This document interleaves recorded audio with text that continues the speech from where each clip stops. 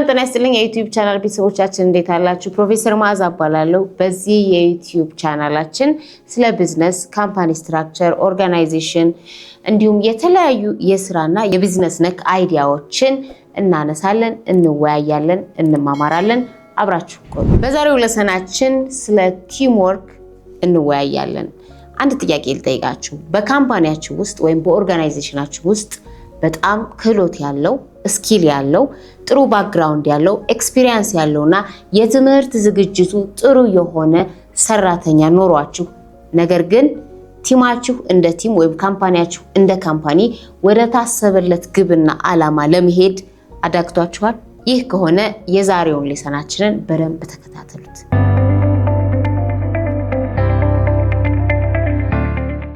እንዴት መሰላችሁ? ብዙዎቻችን ካምፓኒ ወይም ቢዝነስ ራን የሚደረገው በጥሩ ሰዎች ስብስብ ወይም ደግሞ ጥሩ ኤክስፒሪየንስ ፖቴንሻል እና ስኪል ባላቸው ኢንዲቪጁዋል ወይም ግለሰቦች ብቻ ይመስለናል። ነገር ግን ስህተቱ እዚህ ላይ ነው።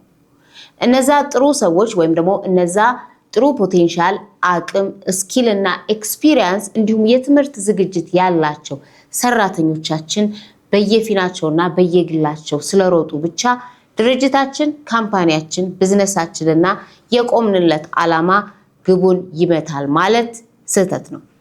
እነዚህ ሰዎች ወይም እነዚህ ክህሎት ያላቸው ፖቴንሻል ያላቸው ዕውቀት ያላቸውና ታታሪና ትጉ ሰራተኞች በቲም ወይም በማህበር በህብረት አንድ ላይ ሆነው ሲሰሩ ብቻ ድርጅታችን፣ ቢዝነሳችን የታለመለትን እቅድ ወይም የታለመለትን ዓላማ ይመታል። ይህ ምን መሰላችሁ? ቲም ወርክ ሁልጊዜም ለካምፓኒው ፔይባክ ያደርጋል ማለት ነው። ቲም ወርክ ምንድነው? ቲም ወርክ ማለት የተለያየ አቅም፣ የተለያየ ክህሎት፣ የተለያየ ችሎታ፣ የተለያየ ቪው ፐርስፔክቲቭ እና ስኪል ያላቸው ሰራተኞች በአንድነት ያንን የተለያየ አቅምና ችሎታ አንድ ላይ አድርገው ለታቀደ ለአንድ ዓላማ የሚያውሉት ኢንጂን ወይም ደግሞ የሚያውሉት የመሮጫ መድረክ ነው ቲም ወርክ። እስኪ ይሄንን ቪዲዮ እየተከታተላችሁ በእናንተ ካምፓኒ ውስጥ ቲም ወርክ ወይም ደግሞ የግሩፕ ስራ፣ የቡድን ስራ ወይም የቡድን ስፒሪት የምንለውን በተለያየ ካምፓኒ የተለያየ ስም የምንሰጠውን ቲም ወርክ እንዴት ነው የምንገነባው? ወይም ደግሞ ለመገንባት ምን አዳገታችሁ? መልሳችሁን በኮሜንት እንጠብቃለሁ። ዛሬ ስለ ቲም ወርክ 3 የተለያዩ ነገሮች ወይም ደግሞ 3 የተለያዩ ፖይንቶችን እናነሳለን። መጀመሪያ እና አንደኛው የሚሆነው ቲም ወርክ እንዴት ነው የምንመሰርተው? ወይም ደግሞ ቲም ወርክ ከየት ነው የሚነሳው? ወዴት ነው የሚሄደው? መቼ ነው ቲም ወርክ ወይም የቡድን ስራ ወይም ቡድን ፕሮዳክቲቭ የሆነ ቡድን ፕሮዳክቲቭ የሆነ ቲም አለን የምንለው? በነገራችን ላይ ቲም ወርክ ኦቨርናይት ወይም ደግሞ በአንድ ቀን አይመሰረትም። ሰራተኞች ወይም ጥሩ ፖቴንሻል ያላቸው አቅም ያላቸው የትምህርት ባክግራውንዳቸው ጥሩ የሆነ የተለያየ ቦታ የሰሩ ሰዎች አንድ ላይ ስለመጡ ቲም ወርክ ተፈጠረ ማለት አይቻልም ወይም ማለት አይደለም። ቲም ወርክ የሚፈጠርበት የራሱ የሆነ 4 ስቴፖች አሉት። የመጀመሪያው ፎርሚንግ የምንለው ነው ወይም ደግሞ ቲም መስራት የምንለው ነው። ፎርሚንግ ስቴጅ ላይ ወይም የቲም መስራት ስቴጅ ላይ የተለያዩ ሰራተኞችን ወይም የተለያዩ አቅም ያላቸው ሰዎችን አንድ ላይ የምናመጣበት ስቴጅ ወይም ፕላትፎርም ነው። ይህም ማን ምን ይሰራል፣ ማን ምን ላይ ጎበዝ ነው፣ ማን ምን ላይ አቅም አለው፣ ማን ምን ላይ ይደክማል፣ የትኛው ቦታ በማን ቢመራ ወይም ደግሞ የትኛው ፕሮጀክት ለማን ቢሰጥ ውጤታማ ይሆናል ብለን ሰዎችን የምንሰበስብበት ስቴጅ ነው። ይሄ ስቴጅ ቀላል ነው።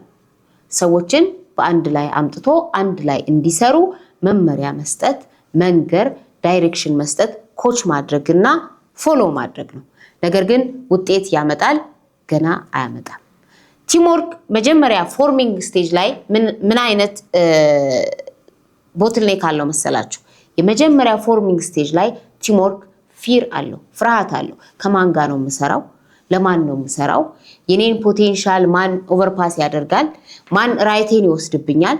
ማን ከኔ ጋር ለመስራት አቅም አለው ወይም ደግሞ ፍላጎት አለው? ማን እኔን ሪጀክት ያደርጋል? በማለት ቲም ሜምበሮቹ ወይም የመረጥናቸው ሰዎች የሚፈራሩበት ስቴጅ ነው ፎርሚንግ ማለት ነው። ስለዚህ የመጀመሪያው ስቴጅ ላይ እኛ ሰዎችን ሰብስበን ወይም ደግሞ ሰዎችን በየቦታቸው አስቀምጠን ይህ ቲም ክሪኤት ሲደረግ ጥሩ ፕሮዳክት ወይም ደግሞ ፕሮዳክቲቭ ይሆናል፣ ጥሩ ውጤት ያመጣል፣ ጥሩ የጎል ማሳካት ቦታ ላይ ወይም ስቴጅ ላይ ይደርሳል ብለን የምናልምበት ነው። በአብዛኛው ጊዜ ቲም ወርክ ስንሰራ ፎርሚንግ ላይ ሊደሮች ወይም የካምፓኒ ኦነሮች ወይም ማናጀሮች የምንሳሳተው ነገር አላይክ የሆኑ ወይም ደግሞ አንድ አይነት ክህሎት ያላቸው የሚመስሉንን ሰዎች አንድ ላይ እንሰበስባቸዋለን። ይህ የችሎታ ማባከን ወይም ፖቴንሻላቸውን ማባከን ነው። አንድ አይነት ወይም አንድ አይነት ክህሎት፣ አንድ አይነት ፖቴንሻል፣ አንድ አይነት ዕውቀት ያላቸው ሰዎች አንድ ላይ ማድረግ ቲም ወርክ ክሪኤት አያደርግም። ስለዚህ ፎርሚንግ ስቴጅ ላይ የመጀመሪያው ስቴጅ ላይ የተለያየ ክህሎትና የተለያየ ካራክተር ያላቸውን ሰዎች በመሰብሰብ ፎከስድ መሆን አለ። ሁለተኛው ቲም ወርክን ወይም ቲምን ክሪኤት የምናደርግበት ስቴጅ ግጭት ወይም ደግሞ ስቶርሚንግ ይባላል። ይሄኛው ኮንፍሊክት የሚፈጠርበት ስቴጅ ነው። እንዴት ይፈጠራል? ወይም ይህንን ኮንፍሊክት እንዴት ይፈጠራል? እንዴት ሪዞልቭ እናደርገዋለን? እነዚህ ከተለያየ ቦታ ከተለያየ ባክግራውንድ ከተለያየ ፖቴንሻል ወይም ደግሞ ከተለያየ የትምህርት ደረጃ ያመጣናቸው ቲም ክሪኤት ልናደርግ ያሰብነው ግለሰቦች ኮንፍሊክት ወይም ደግሞ ስቶርሚንግ የሚባለው ስቴጅ ላይ ሳይታሰብ ኢንቮለንተሪሊ ወይም ደግሞ አውቀውት የሚሆን ሳያውቁት ይገባሉ። ይሄ 100% አቮይድ ማድረግ የማንችለው ስቴጅ ነው። ለምን መሰላችሁ? የተለያየ ቲም የተለያየ ግለሰብ የተለያየ ፖቴንሻል ያለው ኢጎ ፕሌይ ማድረግ ይጀምራል። ማን ከኔ ይበልጣል? ማን የኔን ቦታ ኦቨርፓስ ያደርጋል? እኔ ራሴን ማሳየት አለብኝ ወይም ደግሞ ሌላው የሚያመጣው አይዲያ አጌንስት እኔ ነው ማለት ፐርሰናላይዝ በማድረግ ግጭት ይፈጠራል። ብዙውን ጊዜ ቲም ክሪኤት ስናደርግ ፌል የምናደርግበት ስቴጅ ይሄ ሁለተኛው ስቴጅ ነው። እንደ ሊደር እንደ ካምፓኒ ኦነር እና እንደ ማናጀር ይህን ስቴጅ በመፍራት ወይም ደግሞ ይህንን ኮንፍሊክት ወይም ስቶርሚንግ ግጭቱን በመፍራት ቲም ክሪኤት ማድረግ አልችልም፣ ቲም ወርክ አይሰራም፣ እያንዳንዱ በግል ይሩጥልኝ ወይም ደግሞ እያንዳንዱ ሰው የራሱን ፖቴንሻል ያስቀምጥልኝ፣ ሰራተኞች አንድ ላይ ሊስማሙልኝ አይችሉም ብለን ቲም ክሪኤት ማድረጉን ጊቭ አፕ የምናደርግበት ስቴጅ ይህ ስቶርሚንግ ስቴጅ ነው። ነገር ግን ስቶርሚንግ ስቴጅ ላይ በደንብ ከሰራንበት በኋላ ሊነቃነቅ የማይችል ወይም ደግሞ ለድርጅታችን ለካምፓኒያችን ባክቦን የሆነ ቲም መስራት እንችላለን። ነገሩ እንዲህ ነው። ሊደሩ ወይም ደግሞ ያንን ቲም ሬጉሌት የሚያደርገው ሰው ባውንደሪ በማስመር ማለት ነው ከግለሰቦች ጋር ያለውን ግንኙነት ወይም ደግሞ ያለውን አላይንመንት በመቁረጥ ቲሞችን በራሳቸው እንዲፈጠሩ ግጭታቸውን በራሳቸው እንዲፈቱ በመተው ቲም ክሪኤት ማድረግ ይቻላል። ቲም ክሪኤት ስናደርግ ስቶርሚንግ ስቴጅ ላይ ኮንፍሊክት ክሪኤት ተደረገ ብለን ሊደሩ ወይም ሬጉሌት የሚያደርገው ሰው ወይም ማናጀሩ ኮንፍሊክቱን ሪዞልቭ ለማድረግ ኢንቮልቭ የሚያደርግ ከሆነ ቲሙ እዛ ላይ አቦርት ሆኗል ወይም ደግሞ ተበላሽቷል ማለት ነው። ስለዚህ ሁለተኛውን ስቶርም በራሱ እንዲፈታ ክሪኤት ማድረግ ላሰብነው ቲም መተውና ስቶርሚንጉ ወደ ቲም እንዲቀየር የራሱን ጊዜና ቦታ መስጠት እንደ ሊደር ትክክለኛው የሊደርሺፕ ሮል ነው ማለት። ሶስተኛው ቲም ወርክ ወይም ቲም ክሪኤት የማድረግ ስቴጅ የማረጋጋት ስቴጅ ወይም ኖርሚንግ የምንለው ነው። ኖርሚንግ ላይ እነዛ ኮንፍሊክት ውስጥ ወይም ደግሞ ኢጎ ክራሽ ውስጥ የነበሩት ቲም ሜምበሮች የራሳቸውን ሩል፣ ኖርም፣ ሬጉሌሽን በመፍጠር አብሮ ወደ መስራት ይሄዳሉ። ልብ በሉ እዚህ ላይ ሁለተኛው ስቶርሚንግ ስቴጅ ላይ ኢንቮልቭ ካደረግንላቸው ወይም ካደረግንባቸው እዚህኛው ስቴጅ ላይ በፍጹም ሊደርሱ አይችሉም። ስለዚህ ቲም ሜምበርስ የፈጠሩትን ኮንፍሊክት ከፊር ተነስተው የፈጠሩትን የኢጎ ጌም ወይም ደግሞ የኮምፒቲሽን ወይም ደግሞ የባድ ኮምፒቲሽን ካልቸር በራሳቸው አጥፍተው ወደዚህኛው ወደ ሶስተኛው ወይም ደግሞ ወደ ኖርሚንግ ስቴጅ የሚመጡት በራሳቸው ሲሆን ብቻ ቲም ክሪኤት ማድረግ እንችላለን ወይም ደግሞ ፕሮዳክቲቭ የሆነ ቲም ወርክ ሊኖረን ይችላል ማለት ነው።